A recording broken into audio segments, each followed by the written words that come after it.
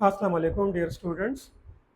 Indicate 2025 के MCQ solve कर रहे हैं। उसमें एक क्वेश्चन है जो कि ऑर्गेनिक पोर्शन से आया हुआ है कि consider the chlorination of methane to methyl chloride, यानी हमने मीथेन की क्लोरीनेशन करनी है और प्रोडक्ट में मीथाइल क्लोराइड बनाना है।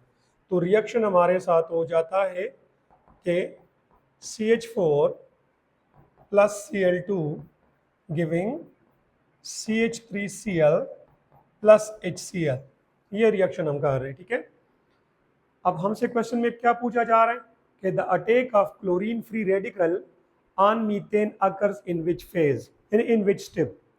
क्योंकि हमें पता है कि ये जो रिएक्शन है एक्चुअली 3 स्टेप्स में होता है। इस रिएक्शन के 3 स्टेप्स होते हैं। कौन कौन से? एक स्टेप को हम बोलते हैं, जो स्टेप 1 है वो है जी इनिशिएशन फेज। इनिशिएशन जो होता है ये एक्चुअली रेडिकल जनरेशन होता है, यानी इस स्टेप में रेडिकल जनरेट होता है।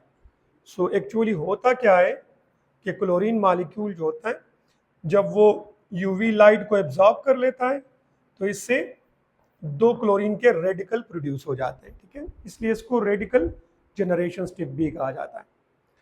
अब जो स्टेप 2 है इसको हम बोलते हैं प्रोपिगेशन स्टेप। प्रोपिगेशन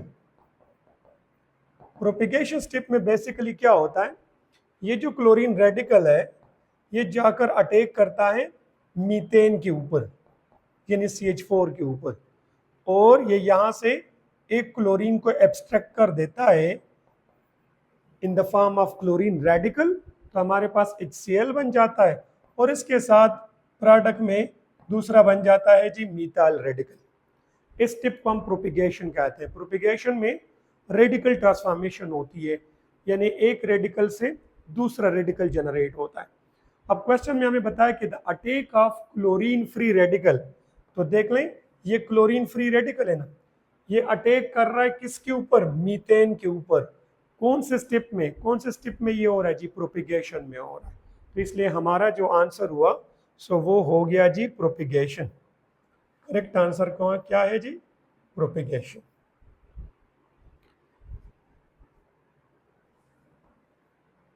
एक और क्वेश्चन डिस्कस करते हैं। क्वेश्चन इस तरह से कि the force of attraction due to temporary dipoles. ये टेम्पररी डायपोल्स क्या होते हैं?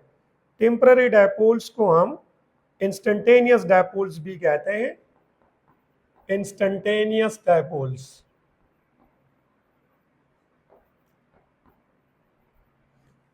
एक्चुअली हम डायपोल या डायपोलर मॉलिक्यूल ऐसे मॉलिक्यूल को कहते हैं जिसका डायपोल मोमेंट होता है, उसके लिए हम वर्ड परमानेंट डायपोल भी यूज करते हैं। लेकिन सम टाइम एक नॉन पोलर मॉलिक्यूल जो होता है, जब वो किसी पोलर मॉलिक्यूल या आयन के करीब आता है तो वो उसको पोलराइज कर देता है। इस तरह के डायपोल को हम इंस्टेंटेनियस डायपोल कहते हैं, जो कि बेसिकली एक इंड्यूस्ड डायपोल होता है। अब यहाँ पर टेम्पररी डायपोल से मुराद वो है कि उनमें कौन से फोर्सेस होते हैं। तो पहला जो ऑप्शन है वो है डायपोल डायपोल फोर्सेस। तो डायपोल डायपोल फोर्सेस जो होते हैं इनको हम परमानेंट डायपोल डायपोल फोर्सेस भी कहते हैं। परमानेंट डायपोल डायपोल फोर्सेस, क्योंकि ये जो फोर्सेस होते हैं ये नॉर्मली उन मॉलिक्यूल्स में होते हैं जिनका परमानेंट डायपोल मोमेंट होता है, लाइक HCl हो गया या HF हो गया या H2S हो गया, एक्सेट्रा। दूसरा जो है वो है डिस्पर्जन फोर्सेस। डिस्पर्जन फोर्सेस जिसका कंप्लीट नेम है London dispersion forces. London dispersion forces, या इनको हम बोलते हैं instantaneous dipoles. Instantaneous dipole induced dipole forces. Instantaneous dipole induced dipole forces इनको हम बोलते हैं। ठीक है, तो एक्चुअली जितने भी टेम्पररी डायपोल्स होते हैं उनमें डिस्पर्जन फोर्सेस मौजूद होते हैं। हमारा आंसर क्या हुआ जी? Dispersion forces. ठीक है, एक और क्वेश्चन डिस्कस करते हैं। ये एक और क्वेश्चन है जो कि ऑर्गेनिक पोर्शन से आया हुआ है। इसमें हमसे पूछा जा रहा है कि a student add bromine water, bromine water actually हम dilute aqueous solution of bromine को कहते हैं। तो इथीन, इथीन में ऐड कर रहे हैं, तो चले जी ये हो गया ethene, CH2 double bond CH2 जिसको हम इथालीन भी कहते हैं, और ये रिएक्ट कर रहा है ब्रोमीन के साथ, तो इससे प्रोडक्ट में प्रोड्यूस होता है इथाइलिन डाइब्रोमाइड, जो कि एक वेसनल डाइब्रोमाइड होता है। अब ब्रोमीन वाटर जो होता है, चूंकि डाइल्यूट सोल्यूशन होता है, ये यूजुअली ऑरेंज कलर्ड का होता है, इसका जो कलर होता है वो ऑरेंज होता है, ठीक है। सो ये ऑरेंज कलर्ड सोल्यूशन होता है।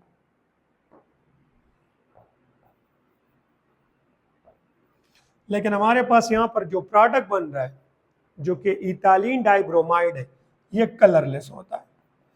तो ब्रोमीन का जो कलर है वो यहाँ पर एलिमिनेट हो जाता है, और इसी को हम ब्रोमीन वाटर टेस्ट कहते हैं, जो कि अनसैचुरेशन यानी कार्बन कार्बन डबल बॉन्ड या ट्रिपल बॉन्ड को डिटेक्ट करने के लिए यूज किया जाता है।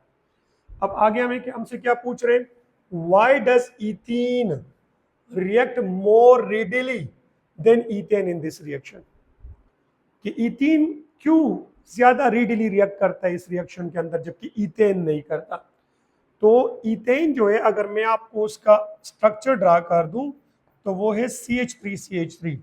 ये एक सैचुरेटेड ऑर्गेनिक कंपाउंड है, इसमें कोई कार्बन कार्बन डबल बॉन्ड मौजूद नहीं, इसमें सारे बॉन्ड सिग्मा होते हैं, और सिग्मा बॉन्ड जो होता है वो पाई बॉन्ड से काफी स्ट्रांग होता है। तो इथीन अगर ब्रोमीन वाटर को डिकलराइज कर रहा है, उसके साथ रिएक्ट कर रहा है, तो उसका एक रीजन यहाँ पर मौजूद वीक पाई बॉन्ड है, ठीक है। अब देखते हैं ऑप्शन में क्या बताया गया, ethene has higher molecular mass. Molecular mass तो इथीन का कम है इथेन के साथ, लेकिन मॉलिक्यूलर मास का इस रिएक्शन के साथ या रिएक्टिविटी के साथ कोई रिलेशनशिप नहीं है। Ethene contains a weak and more exposed pi bond, yes, ethene के अंदर एक वीक पाई बॉन्ड मौजूद है जो कि ब्रोमीन के साथ रिएक्शन कर लेता है, और इस रिएक्शन का जो मैकेनिज्म है वो है इलेक्ट्रोफिलिक एडिशन रिएक्शन, जो कि इथेन में पॉसिबल नहीं है। तो हमारा करेक्ट आंसर क्या हुआ, बी, यानी ethene contain a weak and more exposed pi bond, ठीक है जी। एक और क्वेश्चन डिस्कस करते हैं, what best describe the overall reaction in electrophilic aromatic substitution. Electrophilic aromatic substitution क्या होता है, बेंजीन या अदर एरोमेटिक कंपाउंड्स में यूजुअली इलेक्ट्रोफाइल आता है और बेंजीन से हाइड्रोजन को रिप्लेस कर देता है in the form of proton, जो कि खुद एक इलेक्ट्रोफाइल होता है, बिकॉज इलेक्ट्रोफाइल हमेशा इलेक्ट्रोफाइल को ही रिप्लेस करता है। और इस रिएक्शन को हम इलेक्ट्रोफिलिक एरोमेटिक सब्स्टिट्यूशन कहते हैं। तो ये कह रहे हैं कि गिवन सेंटेंसेस में, ऑप्शंस में कौन सा इलेक्ट्रोफिलिक एरोमेटिक सब्स्टिट्यूशन को बेस्ट तरीके से डिस्क्राइब कर रहा है। सो ऑप्शन ए है addition of an electrophile across a double bond. Option B है substitution of a halogen by a nucleophile, ये भी नहीं होता। ऑप्शन सी है substitution of proton by an electrophile in the aromatic ring, जिस तरह अभी मैंने आप लोगों को बता दिया। लाइक फॉर एग्जांपल, अगर मैं आपको एक एग्जांपल देता हूं कि लेट हम बेंजीन का रिएक्शन कर रहे हैं, लेट सपोज क्लोरीन के साथ in the presence of FeCl3 catalyst, तो क्या हो जाता है जी हमारे पास कि एक क्लोरीन आकर यहाँ से हाइड्रोजन को रिप्लेस कर देता है, और क्लोरीन बेंजीन के साथ अटैच हो जाता है हाइड्रोजन की जगह। तो हमारे पास प्रोडक्ट में एक बन जाता है क्लोरोबेंजीन, और दूसरा हमारे पास प्रोड्यूस हो जाता है HCl, ठीक है जी। तो यहाँ पर HCl में हाइड्रोजन जो है वो ऑब्वियसली रिप्लेस हो रहा है in the form of H+, so we can say कि इस क्लोरीन ने बेंजीन से हाइड्रोजन को रिप्लेस कर दिया इन the form of H+।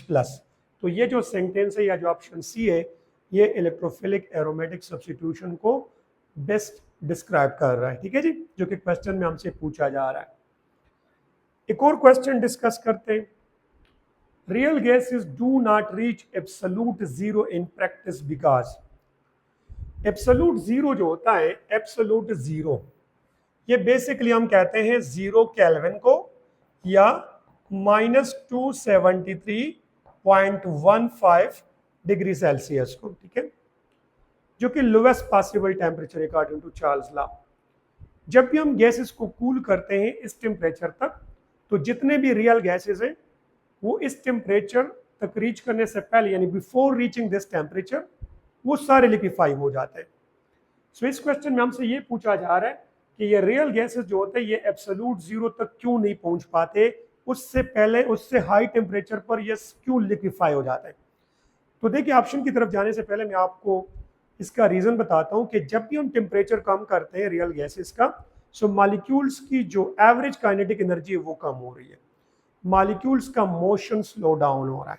Molecule जब स्लो मूवमेंट करेंगे तो उनका इंटरेक्शन, उनके दरमियान इंटरमॉलिक्यूलर फोर्सेस का जो स्ट्रेंथ होता है वो ज़्यादा हो जाता है, जिसकी वजह से मॉलिक्यूल एक दूसरे को पुल करना शुरू कर लेते हैं और अट्रैक्टिव फोर्स स्ट्रांग होने की वजह से मॉलिक्यूलर मोशन स्लो डाउन होता है एंड फाइनली वो लिक्विड फेज में कन्वर्ट हो जाते हैं।